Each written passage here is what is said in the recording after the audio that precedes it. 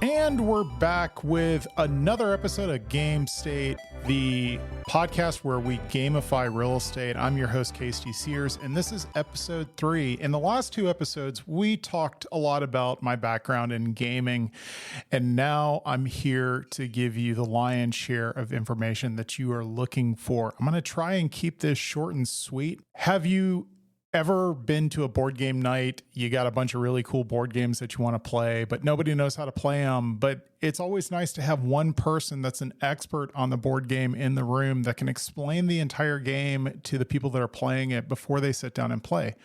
That's what I'm going to do. So cozy right up, and I'm going to explain to you all about what it's like to be a buyer. And this is an explanation that I give to my buyers before they're actually out looking for real estate, because I want to make sure that they're good to go with understanding what the real estate process is for buyers and what kind of money is going to be needed to play the game. So I'm going to go through the entire real estate process from the buyer side, including the money. So if you're currently renting or you're in the market to purchase a house, this is going to be really good information for you, because I'm going to demystify the entire process for you. So let's begin.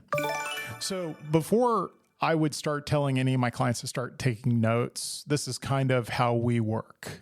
We want to make sure that you get pre-approved first. We want it to be a real pre-approval where they're going to check out your actual tax returns and credit reports and send all that through a system called automated underwriting, which is going to give you the information you need it's going to give the lender the information they need to actually be able to say, hey, Mr. Buyer, you're pre-approved for $300,000 or $400,000 and so on and so forth. Then I work with you, the buyer, to set up a search that gives you access into the most appropriate MLS for your area.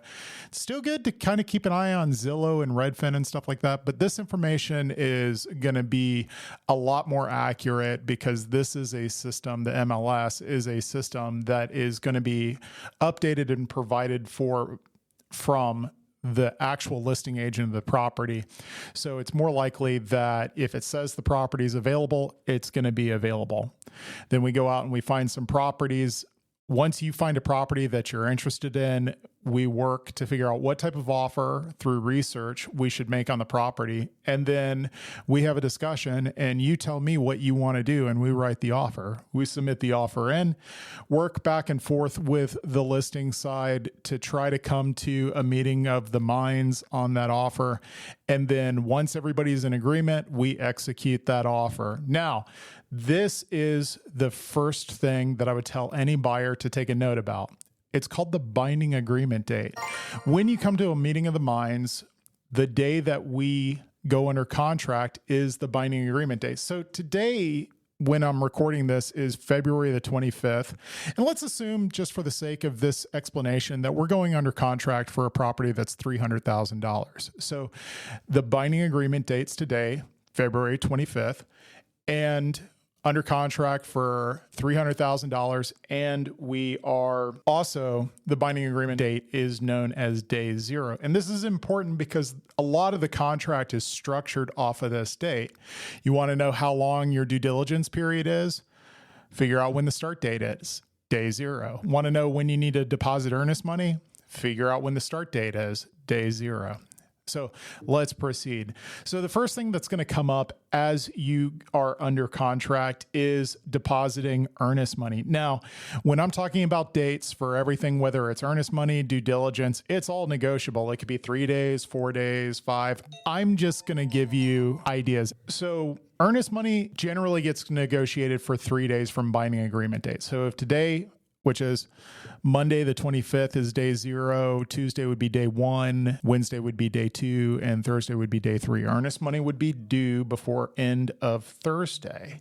Now, earnest money is basically you, the buyer, saying to the seller, hey, Mr. Seller, I'm going to buy your house. And if I don't, in compensation for you taking it off the market and working with me and still not getting your house sold, you get to keep this earnest money. That's basically what it says. And it's held in an escrow account, which is an account that is held by a disinterested third party, kind of like a bookie in a fight. You know, everybody gives their money to somebody that doesn't care who wins the money. And then depending on how it plays out, the person that deserves the money gets it. Basically like that. Now, the next thing that happens in a real estate contract is your due diligence period. You should always, always, always purchase a property with a due diligence period. What a due diligence period is? Well, first off, it typically takes place, and it's negotiable, but it could be anywhere from 5 to 10 days from the binding agreement date. And we count weekends. So don't cut out the weekends when you're counting your time periods. During your due diligence period, it says if you decide that you no longer want to purchase the property, you just have to give notice to the seller. You don't have to give a reason, just notice, and you get to terminate the transaction and get your earnest money back. And the reason why is important. Before you go under contract, you never had a chance to perform an inspection. Well, now during your due diligence period is your chance to perform an inspection. And this is going to be your second expense that you have. Now, I forgot to mention earnest money. Typically, the benchmark for earnest money is 1% of the purchase price of the property. So if you're talking about 1% of $300,000, that would be a $3,000 earnest money that'd be due at the beginning of the deal.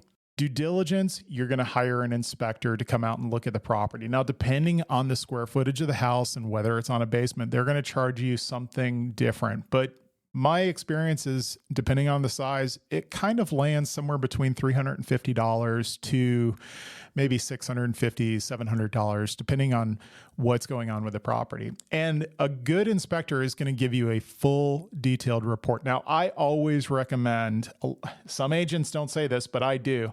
If you're buying an inspection on a property, you need to go out there and be with the inspector when they're going through the property to hear what they have to say. Because if you don't, there are things that the inspector might say to you that may not raise to the level of being on the inspection report. So it's kind of like you paying for a class about the biggest investment that you're about to make in your life. And during the due diligence period, because you can terminate, you have some leverage to negotiate with the seller things you're going to find wrong during the inspection. And that could be a negotiation where they reduce the purchase price, or they make a repair, or they give you some sort of monetary compensation for what your new understanding of the condition of the property is. Okay.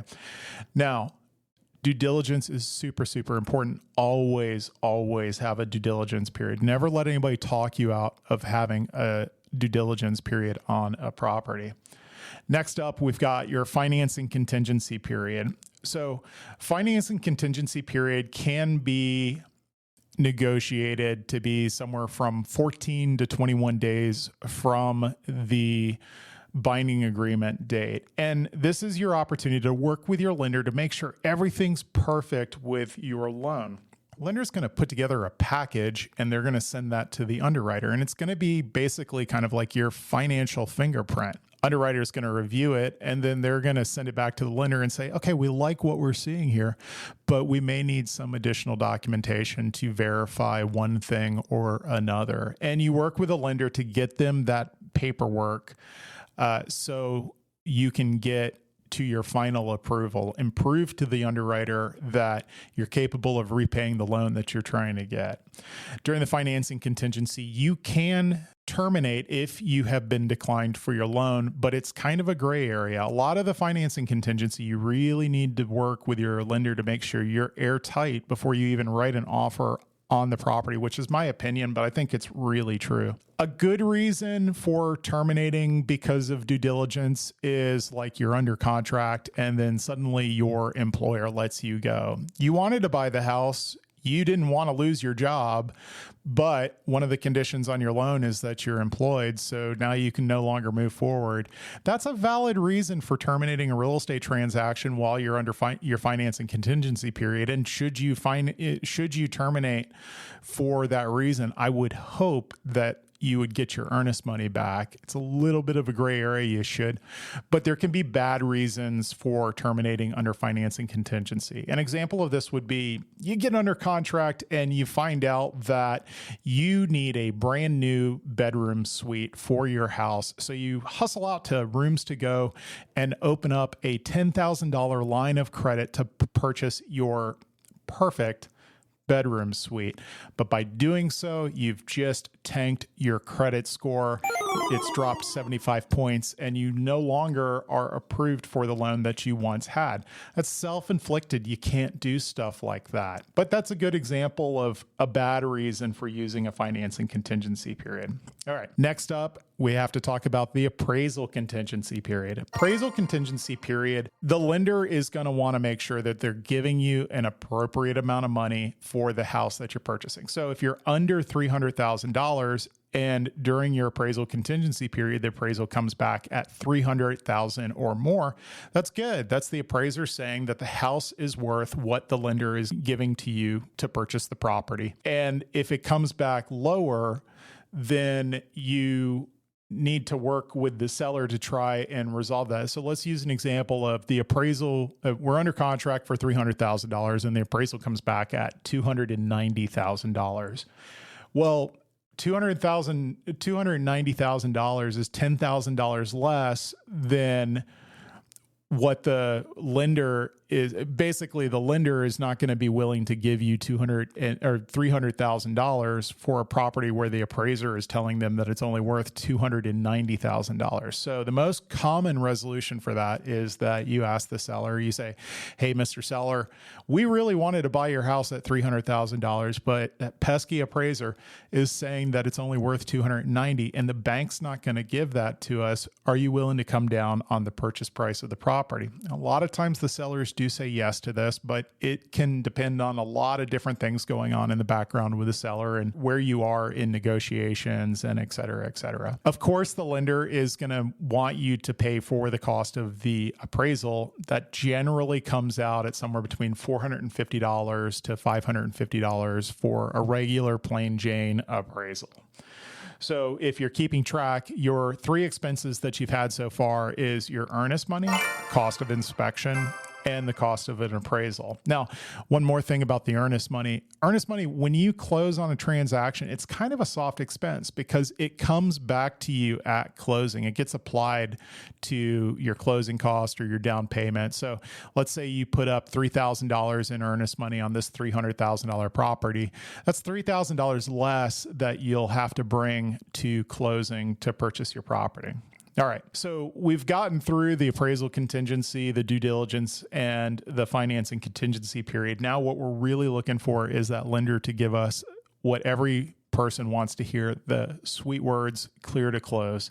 Clear to close means that the bank is ready to give you the money to purchase the property. All that's left is scheduling the closing, attending, and basically signing some paperwork and getting your house, getting your keys delivered to you on that day. But 3 days prior to closing, you will receive a disclosure from the lender that basically kind of outlines the money that you'll need to bring to closing, which is going to be a combination of your down payment and your closing cost, as well as all the other kind of where the money is going in the transaction, what your interest rate's going to be, what your monthly mortgage payment's going to be, things to that nature. Then 24 hours prior to closing, I recommend to all of my clients to go ahead and wire what they need to the closing to cover their down payment and their closing cost. And I do this because typically wire transfers only take about 30 minutes, but sometimes the banks will decide to TSA your money and hold it for further inspection. And I don't want your closing to get delayed because of a scenario like that.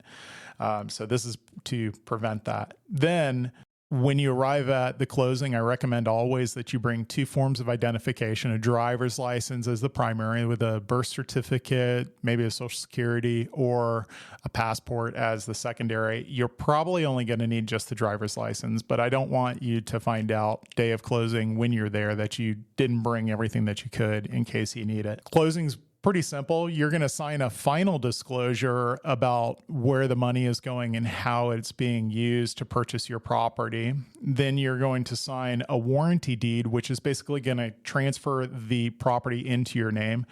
If you're getting financing, you'll sign a security deed, which basically allows the bank to take the home away from you if you fail to pay the mortgage. And then you receive your keys on the property.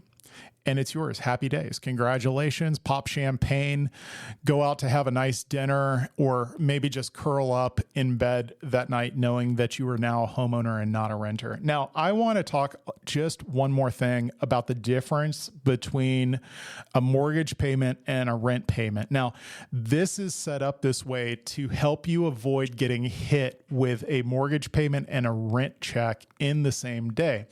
Now, when you are a renter and you pay your rent, so let's say March 1st, your rent is due. When you pay that rent on March 1st, it unlocks the month of March for you to live in that rental property. Okay. But that's not how mortgages work. So say theoretically we closed on a property. Now, the key to this is just don't close on the first of the month. That's all you need to know to make this happen. It could be the 2nd, it could be the 15th, it could be any other day. Just don't close on the first. Let's say you close March 14th on your property. All right. When is that first month's mortgage payment going to be due? Well, by the time April 1st, the very next month, rolls around, you have not lived in that property for a full calendar month.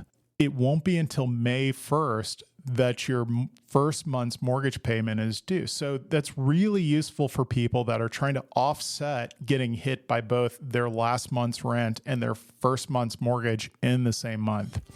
I hope this was really useful to you. If you found this useful, please give me a like, a subscribe, and a follow. I'd like to make more videos like this. Thank you so much. And this is Casey Sears, your host with GameState, gamifying real estate. I hope you have a wonderful day. Bye.